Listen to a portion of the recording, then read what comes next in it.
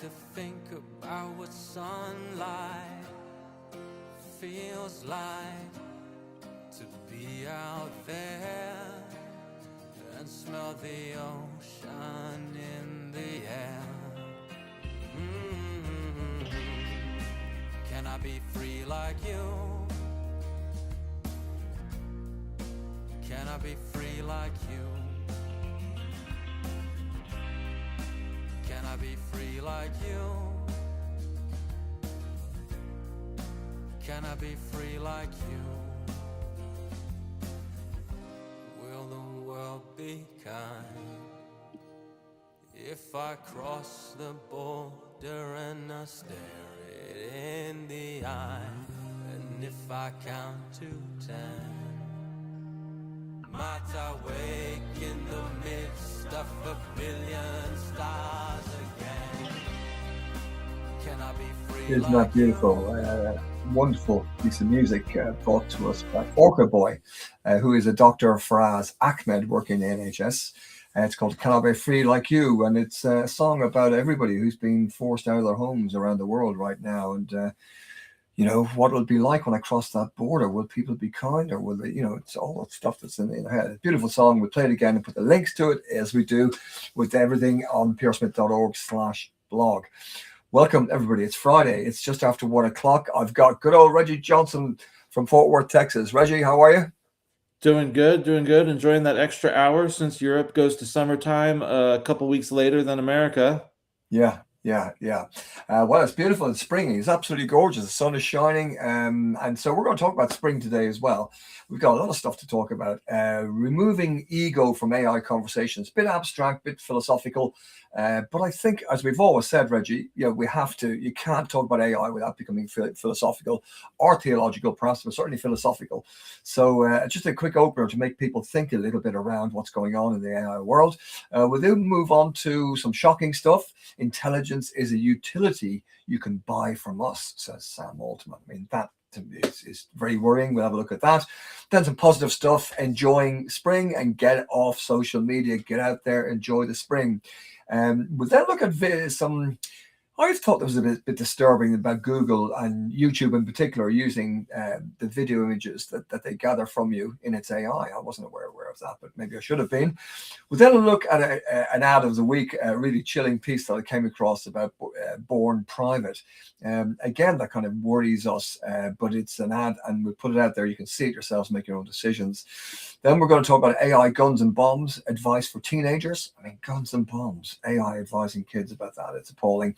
Then some really positive stuff. This is really great stuff. Just discovered this book by Rosie Phipp, and it's called, well, I'm calling it AI Inner Strength for Teens.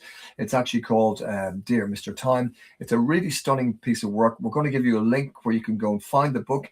You can buy it or download kind of your own personal version of it if you wanted to.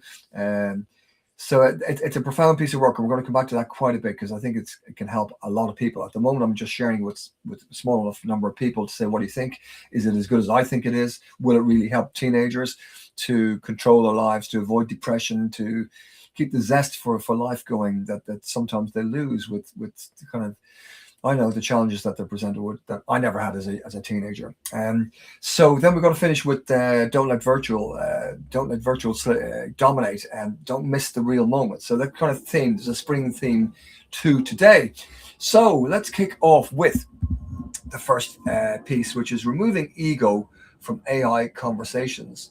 Now, Reggie, you'll remember we are big fans of Mo Gawdat, and Mo's got his own very sad, very interesting story in life. We won't go into that right now, but he really is one in a million, Mo Gawdat. Great Egyptian. I find the Egyptians great to work with. They're always really on the ball when it comes to digital marketing and AI, of course. But so he's leading the charge in a particular direction. In fact, I'll contact him about this book because it's good stuff for him. But he talks about removing ego from AI conversations. You're saying, well, what is that? So we'll post the clip of his little talk. It's only about 60 seconds, but he says we're far too quick to declare certain abilities as uniquely human. So, the argument that, machines will never create art, innovate, or compose music because all they're doing is romanticizing about their own thinking. Yeah, well, that's what people might be doing. I'm thinking maybe Reggie, we're all a bit paranoid about how purposeful us as a human species is. This is getting a bit philosophical, but it does beg these questions. When people say, "Well, AI can't do that," or "AI can't have conscience," and it's kind of a little put down on AI. Now we know about the disadvantages. There are lots of disadvantages of AI. We know that. But I think Mo Goddard's making a very good point here. Let's not denigrate AI completely and say it can't do this, it can't think like us, and we're cleverer than it. That perhaps if the conversation about AI becomes more honest, when we take any egos, and I don't think it's egos, and actually I sent a note to him saying, I actually don't think you're talking about egos. I think you're talking about a human fear that we have of having no purpose, perhaps. Maybe that's what you're talking about. So maybe it's not our ego, it's just our fear of being extinct as a species, or unnecessary or purposeless. I don't know. But or maybe it's a human pride and fear mixed together, because we don't want to admit we could possibly be lesser than a machine. We all think we're more important and more beautiful. Do you think some of it might be a response to some of the overhype? I mean, when you've got Sam Altman saying, you're going to have a one-person billion-dollar company, or 95% of tasks that humans do are going to be done by AI in 6 months, it's a natural response to say, what can we do that AI can't? And maybe we go too far in responding to some of these ridiculous statements by the tech bros. Yes. You make a really good point, because especially when you look beyond Gen AI and LLMs, because LLMs, prediction, word prediction, probabilities, it's hard to imagine how they can actually think or reason or be creative.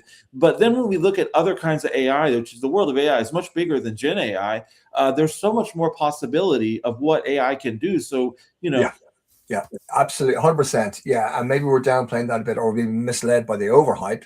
In fact, with Substack, for example, for the last 2 years, we've been talking, in master classes about, how you can apply AI to each step of Substack, and it's fairly basic stuff, but you can even be creative, idea generation and idea ranking, that kind of stuff. You can ask it, prompt it in certain ways to make it creative and think of out of the box ideas and so on and so forth.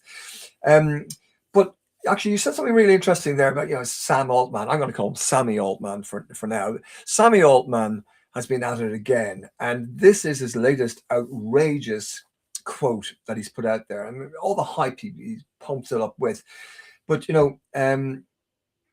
maybe he's playing on something that Mo Goddard was saying. Let's remove ego from AI conversations, and maybe we're not as important as we think we are, or maybe if we don't think we're the ultimate cleverest species on the planet, that we might be a bit more humble and then look at AI in a different and more mature way. That's what Mo Goddard says, and I like that. But what Sammy Altman has come out with and said is outrageous. He says, think of intelligence like a utility. You buy it from us. Now that fits the dumbed down world that I think a lot of big tech would be very happy to have us dumbed down, that wouldn't demand, for safeguards, or wouldn't demand for railings that protect us or regulations that protect. We'll just sit back and say, oh yeah, do what you want, because we're not capable of standing up and arguing anymore, because we've been dumbed down to watch a screen 95% of our time. So for Sam Altman to come out and say, we see a future where intelligence is a utility like electricity or water, and people buy it from us on a meter. It's so Orwellian, I mean, I don't even know if he realizes how awful he sounds in saying that, and just how disturbing it is. I mean, no. Let me repeat it again, because it really is one to walk away. So Sammy Altman has said, OpenAI's CEO, he said, we see a future where intelligence is a utility, just like electricity or water, and people buy it from us on a meter. And then he goes on to say, the best thing to me is just to flood the market with it. I'm going, what is this man on about? For God's sake, humans, stand up and be counted, reject this kind of thinking. It's just totally unacceptable. All companies are the only ones AI companies are the only ones benefiting from the lack of AI regulation. That's true. And if governments don't take government's decisions seriously, AI companies will simply do what benefits them, as they have been doing, it seems to me. So it doesn't actually need to be that way. So, if what I'm saying is, if AI companies, big tech brothers, other sponsors, who could be politically inclined, want to dumb us down, what can we do, Reggie? Are we doomed as a species? Having said that, I look outside, I see some hope. What can we do, Reggie? Well, one thing is to enjoy spring and get off social media. I Mm. mean, you look at the world around you, and I think that this was something Dan Sodergren. We like his stuff as well. He had Yeah. posted a video. It was a response to the BBC documentary "The Rage Machine," which you may have heard of. Yeah. But obviously we know about how social media is a rage machine. Anything they can get to get a reaction, and the documentary evidently uncovers some disturbing stuff if you aren't already familiar with it, and some stuff that is even worse than I read one author's from the Guardian, I believe, talking about it, and she was saying it's even worse than we knew previously. But Dan Sodergren says, get outside and enjoy this. Remember that social media is about getting attention. It's the attention economy. Getting and keeping your attention is worth billions, if not trillions of dollars, and therefore it is what these companies do. I don't know if you ever thought about your attention as being so valuable, but that's why they'll do anything to keep you in your feed, whether it's misinformation, something that makes you feel outraged. It doesn't have to be true or good or positive. The negative stuff works better, he points out. And so he says it's rage baiting, and that's really what this documentary is revealing. And I think we know that the people that are inside of the companies know that. So many people have worked for them and have gotten out because they can't ethically continue to be there. And so really, should we spend less time on social media and maybe more time, now that we realize the way that they monetize, it's by anti-social content, for rage baiting? Maybe we need to spend more time outside. And now that spring is here, it's a good time to reflect on that, because what are we missing while we're getting caught up in this rage cycle? Yeah, what are we missing getting caught up in this rage cycle? Well said, Reggie. The sun is shining out there. We need to be outside more, and in with nature and getting away from the screens as much as possible, I believe. In fact, we've talked about this before. You said the word enrage. I'm very conscious of this, that if I'm looking at a stream of stuff, or even the news on TV, or even reading, the Irish Times that I read every day, I'm very conscious that I kind of like to be enraged. I look forward to being enraged. I'm not going to name names of politicians, but you can imagine there are some that really do disturb me and enrage me. And I want to see this particular politician on again, to be enraged by him. And what may be well happening, we've talked about this before, is we're losing our interest in understanding an argument, a position, a point of view, a concept, whatever, discussing stuff. And it's just easier to see something that annoys you and go, whoa, how disgusting is that? Now I'm enraged, and whatever chemicals that releases in my body makes me feel aggressive. Maybe it's adrenaline, I don't know. So this enragement versus understanding, it would be a shame if the human species lent towards enragement every time, rather than, hang on, give me the point of view and explain what that person's saying, and now let's see the pro and the cons to it, and try to understand the issue before jumping to conclusions based upon an emotional hate, or liking, for that matter. Well, that's what keeps somebody in the news cycle, even if they're no longer relevant. What keeps them in the news cycle and in front of everybody is that some people might feel like, this person, I want to follow them, but other people might feel like I hate them. But either way, people are glued to the coverage, and that keeps them in front of everybody. It does, and that seems to be that's what it's dollars at the end of the day, isn't it? Now, here is something that enraged me when I discovered this during the week, which was YouTube are using your YouTube images, are taking your YouTube images as data to train their AI on. Now, it was an interesting piece by Pascal Hetzold, and this is a quote. He says, "There's a massive drama in the AI market space where a well-known male influencer made a bikini image with Nano Banana." Have you used Nano Banana, by the way, Reggie? I have not tried it out. I've heard a lot about it. It's quite popular. But anyways, with Nano Banana, which looks exactly like another well-known female marketer who posts content to YouTube. Okay, so Joe Blogs uses Nano Banana to create this image. He said, I want a picture of a female marketer. And it drags this images from what this other girl has previously posted on our YouTube stuff, up-to-date business stuff and so on and so forth. She's a marketer. And suddenly she sees a photograph of herself in a bikini. And she's going, what? Who? This is not true. This is me, but who did this? So forget the bikini image for a minute. Google is simply to blame here. If you upload videos to YouTube, you are consenting to let your likeness be used with Gemini and their AI products. So there's zero opt-out, zero consent, and it seems like nothing you can do about it. Just deal with it. Wow. Thanks very much for that piece of information. So I wouldn't like to appear tomorrow wearing a pair of underpants leaping into a conference or something because they haven't asked for me, but they've said, show me an influencer, marketer, or whatever, doing this, that, or the other, and bingo, they've taken the right. So another example of kind of our lack of protection in some ways, which kind of worries me, because I saw something during the week. This video, Reggie, did you see it yet? Called Born Private. Have you come across this? Yeah, I did come across it. Yeah, it's disturbing. Now, Jadis Tillery spotted this, so thank you, Jadis Tillery, for picking this up and alerting us about it. It's about a new ad for a company called Proton Mail. Okay, now Proton offer an email service, which supposedly is much more private than Gmail and so on. And they've made an ad which is genuinely chilling to watch, and we'll post it. I'll put it up on pearsmith.org/blog, and you can have a look at it. And it's basically a mother with a really tiny newborn baby, and the mother is kind of cradling it and humming beautifully, and slowly but surely, a kind of shady face appears in the corner of the room and is looking at the baby and starts humming as well. And then another shady face, and then another one, and they're all imagining they've got the baby and they're humming, and so there's a collective humming sound. And as she lays the baby in the cot, the room is jammed with people looking at the baby and humming at the same time, and you're kind of going, oh my God. And then it says, the only text that appears is, tech companies track us from the moment we're born. And then it goes, a private email keeps them out. So they're saying that Gmail is not as private as you think.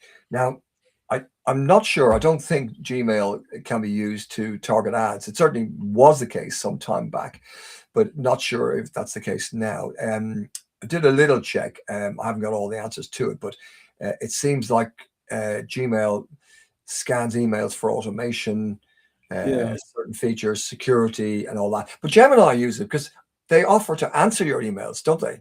Yeah. So they are scanning, they are reading them, but maybe they're not using for advertising purposes, but other purposes in their kind of their data ecosystem.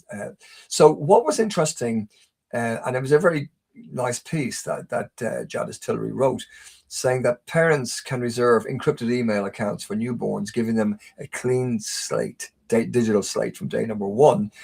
Although she says, and she made an interesting point here, she says that her Canadian bank wouldn't accept Gmail correspondence from them. They had to get a safer Gmail mail system, which I thought was very, very interesting. But the ad taps into something very real, especially for parents. And we talk about this every week from different angles. We'll let you judge it yourself, just to be conscious. And I think this consciousness thing is really important. And we're going to come back to this point today because it's pretty important stuff we've discovered during the week that we want to share with you. I think it will help a lot of people. But before we get to that, can I throw in a comment real quick from the audience? So Fatma says the question is how to use social media to raise human intelligence. So is there a way to make social media that it can raise intelligence instead of dumbing us down and enraging us? And then Robin responds that I would say that they are mutually exclusive.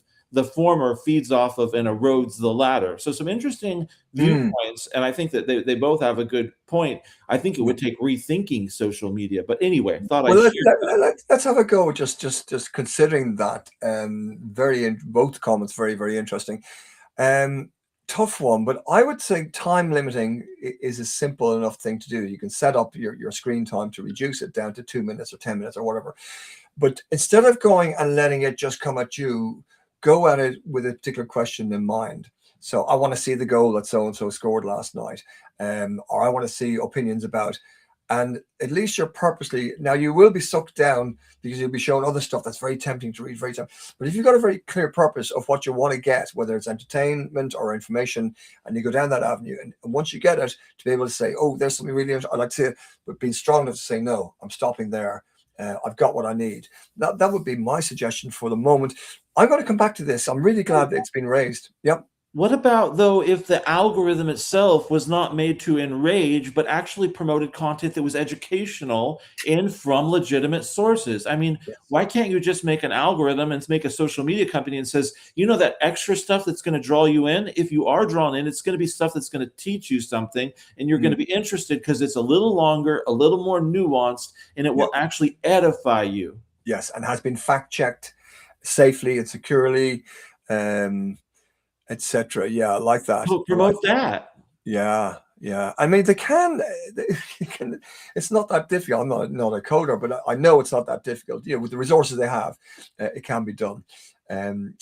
So that's good that people are picking that up. And we're going to come back. I'm going to give. So what I would give you is specifically this book about social media. You know, how kids can deal with social media to avoid becoming depressed, etc. So we'll come back to that. But just before we do, Reggie, something about AI, guns, and bomb advice. I mean, God love kids. You know, they're getting social media coming at them, and here's this kind of stuff. You know, guns and bombs advice.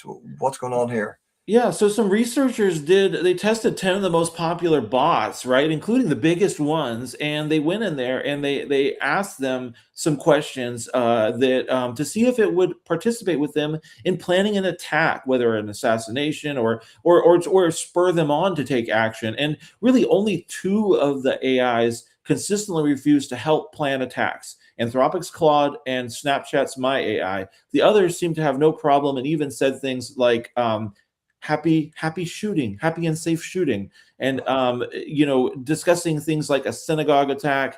And Gemini was even telling users who were discussing a synagogue attack, again, this is researchers testing it, it was telling them that metal shrapnel is typically more lethal, helping give them practical advice for carrying out their attack, their assassination attempt. And this is a little disturbing that the AIs will help give people practical advice for this kind of heinous act. And they found that 8 out of 10 did. Good God. I mean, how can that be allowed to happen? And, you know, teenagers with all their kind of natural rage, shall we call it, you know, to rebel and establish themselves and live their own lives and all that. And you know, there's a lot of aggression that comes with that. And just put an idea into my head about how, instead of vandalizing something like breaking a window, you suddenly think like, well, maybe I could kill a few people. Yeah. And social media companies can be allowed to do that. I mean, I just think that's plain criminal. It's inviting somebody to behave in a criminal manner. Surely that's a crime. Now, we haven't got an update from Nikki on the LA lawsuit because they are still they're still debating it, so we haven't got a result yet from it, but we will come back to that. But I would think that this, what you're talking about there, Reggie, is absolutely disgraceful, and that we tolerate that. We shouldn't tolerate. We've got to stand up and demand better. And maybe it starts with kids rather than adults, because I feel we're letting kids down. You know, certainly where I live in the UK and in Ireland, in Dublin, it's almost impossible for young people to buy a house and start their own homes. You know, and okay, people say, well, that's the way it's been in France and Paris for a long time, so what's your worry? But, you know, a lot of people say it's nice to be able to get your own little pad. So they're leaving university with a big debt. It's almost impossible to buy your own house. I mean, I know a guy whose son is in Dublin, and he lives in Belfast, and he commutes to Dublin because it's just too expensive, Dublin, at the moment. So we've left a pretty cruel world for young people. You know, no guarantees of making it more difficult, first-time jobs and all the rest of it. So it's a tough old world, and then they get this kind of crap coming at them. It just seems wrong. Now, whether we can wake up and do stuff about it, remains to be seen. But I have stumbled across something which is quite wonderful, Reggie. I just mentioned to you briefly, but I want to tell you a bit more about this. I'm calling it AI Inner Strength for Teens, for teenagers. And this is a book, more a booklet. So I don't want people to be intimidated by, oh, I can't read a book, I've got too much other stuff. This book is 25 pages, really. And then a few more pages of tips and tools about breathing and algorithms and so on and so forth. Now, it's actually called Dear Father Time is the name of the book. I'm going to put a link to it. And I recommend people, if you've got children or you know friends that have got children, or in my case, grandchildren, you really need to see this and you need to read it because it's written for them. And it's to give them the inner strength to recognize manipulation from the oligarchs that we've talked about, the big brother oligarchs. They're manipulating us as adults. So what chance have the kids got? I mean, we just talked about it there. You've been told to go how to shoot people and kill people. It's disgusting. So Rosie Phipps has written this masterpiece, I would say. And it's beautifully written, first of all. It's gentle, it's clear, it's informative, and it's inviting. It's a nice story. And I think Rosie has achieved the gift of taking something complex and making it accessible I'm a non-techie person, although I'm immersed by tech. I'm really not good with tech, but I know what tech can do and cannot do. But Rosie's written this in such a way that it's very accessible. You don't have to be a tech head to read it. It's non-tech heads. It's beautiful. And I believe that this mini book will save lives in years to come. It'll build self-protection for kids, and most importantly, will help them break this chain of screen addiction. And hopefully open up what is a beautiful world out there for new generations. But at the moment, they're seeing the worst of it in many ways. You just turn on the television, all they're seeing is murder, left, right, and center. And these opinionated oligarchs, telling us how to live our lives, like Sammy Altman, telling us to stop thinking, just buy his stuff. Who are these people? Anyways, what's interesting about this little book, and you can get it from dearfathertime.com, dearfathertime.com. Now I'll put that in the notes so you can go there yourself and get it. But it's kind of written, it's a multi-generational illustrated story about a girl called Sophie who meets Father Time and discovers the present moment. And that's something I think kids are losing, is that present moment of being somewhere, particularly this nature thing you were talking about. So the present moment, written as a gentle antidote to the algorithm-driven world which our children are growing up in. Now, it's got a foreword by Professor Willem Kuyken of the Oxford Mindfulness Centre. That's Oxford University. And all the profits support his research into children's mental health. So I'm going to summarize this and just recommend strongly that people check this out. Dear Father Time. It's 22 or 23 pages long, A5 pages with illustrations, so you whistle through it, with notes at the end about algorithms, social media, and children, present moment awareness, breathing tips to reduce stress and help people relax. Like lots of good stuff. I can't speak highly enough of this. It's a really beautiful book. So we put the link into it. Now, Reggie, are you able to kind of just give us that don't let virtual make us miss the real moment? Can you kind of summarize that? I think it's so important to question, are you living your life or are you preparing those moments of your life for Instagram? I've gone on vacations where I spent the whole time behind the lens of a camera. Yeah. But it's a little different now if you're trying to prepare reels and everything for Instagram and you're not really living and experiencing it. And then you get home and you're like, I've got the photos or videos to remember it by, but was I even there? And it's a different feeling than just being there. So I'm going to Alaska this year with my wife for our 25th anniversary. We went there for our honeymoon. We went back about 6 times. We loved the place. We fell in love with it ever since our honeymoon. And I've had some vacations there where I've spent too much time behind my camera. And it's different than an iPhone. Like I said, I haven't taken an Instagram vacation there. But this time, I'm not even bringing my camera, my DSLR, and I'm not planning on taking a ton of photos. I'll take some, but I really want to just be there and experience it and enjoy it. I'm a little older now than I was, and I wish the same for everybody, to make sure you're getting. Yes, we like to have memories, but are you doing a vacation just to impress your feed on Instagram and to live in the virtual world? Or are you there? Be there. Be present. Yeah, nice one. Be present. I get criticised. I'm off to the Rory Gallagher Festival, the Great Rory Gallagher Festival, the Irish blues and rock musician who passed away some time ago, but they have his festival in Donegal, Northwest Donegal. I go there every year at the end of May with my mates. And several of them give me stick because I always take a few clips of the bands and they're saying, just be in the moment, enjoy the moment. What's wrong with you? And I say, well, actually, I want to extend the moment because I go home and I watch these videos later on. I stick them onto a little music channel I've got for myself and I can then enjoy the concerts. But I get it. It distracts other people in particular when you've got a white screen up. So, yeah, I like this about living in the moment, living in nature, living out there in the countryside, the beauty of the world around us. We sometimes miss, or even the concert, because I'm concentrating on the phone rather than the gig. There is balance. that. There's a balance. Yeah, I guess so. I've got to finish, Reggie, because it's 1:30 and we're trying to do this on time. Did you get the Paddy's Day video that put out? Yes, I was going to ask you about that. Speaking of beautiful and being in reality, tell us about that video. How did you get that? How'd you take that? Was that AI? No, it wasn't. No, that was all. Well, there was a drone involved, but I got it from Fáilte Ireland, the Clips of Film. So I'm registered with them, and I mean that is really stunning stuff. But the video shot of Croagh Patrick, or St. Patrick's Mountain, if you like, is a stunning place, and there are 365 islands in Clew Bay. Wow. Now, when we climbed it with my family, it was cloudy, but the wind would blow open the hole of the cloud. You look down, you could see 20 or 30 little islands, and then it would close up again, and you walk on. It was a really tough hike all the way up to the top. But that's where he fasted for 40 days and 40 nights. And I added in the history behind the Shamrock, why the Shamrock's so important to us. But it is stunningly beautiful, isn't it? It was a beautiful video. Yeah, I loved it. yeah. It made me want to visit Ireland.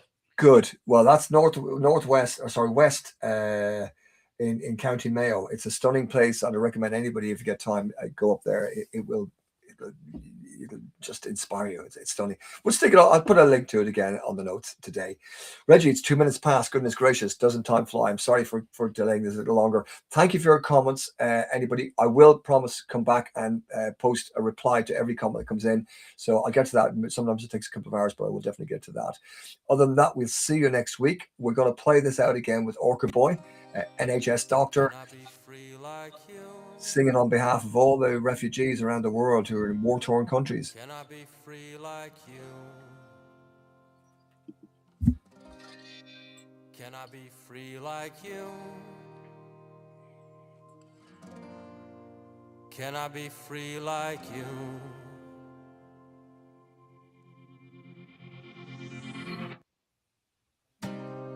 When I lay on the ground, I like to think about what sunlight feels like, to be out there and smell the ocean in the air. Can I be free like you? Can I be free like you? Can I be free like you? Have a good weekend, Reggie. See you next week. I'm going to put a link to this song on prsmith.org/blog. All the best. Will the world be kind if I cross the border and I stare it in the eye? And if I count to 10, might I wake in the midst of a billion stars again?